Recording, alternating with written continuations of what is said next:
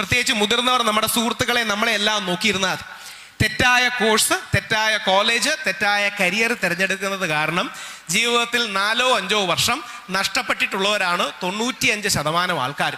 എനിക്ക് അതൊരു 20 വർഷമാണ് നഷ്ടപ്പെട്ടത്. നിങ്ങൾക്ക് എന്നെ അറിയുന്നത് ഒരുപക്ഷെ സംസാരിക്കുന്ന വ്യക്തിയായിട്ടായിരിക്കും, തർക്കിക്കുന്ന വ്യക്തിയായിട്ടായിരിക്കും. ഞാൻ എടുക്കേണ്ടിയിരുന്നത് LLB ആണ്. എന്നിട്ട് അവസാനം ഞാൻ ലൈഫോളജിയുടെ സൈക്കോമെട്രിക് അസസ്മെന്റ് അഥവാ ആപ്റ്റിറ്റ്യൂഡ്, അഭിരുചി പരീക്ഷ ചെയ്യുകയും ഏകദേശം 6 വർഷങ്ങൾക്ക് മുമ്പ് എൻ്റെ ആദ്യ മോൻ ഉണ്ടായതിനു ശേഷം ഞാൻ തിരിച്ച് കോളേജിൽ LLBക്ക് ചേരാൻ പോയി. ആദ്യം LLBക്ക് ചേരാൻ പോയി, ഞാൻ ഡ്രോപ്പ് ഔട്ടായി. കാര്യം വീട്ടിൽ മോനെ നോക്കാനില്ല, അമ്മ മാത്രമേ ഉള്ളൂ, വൈഫ് മാത്രമേ ഉള്ളൂ.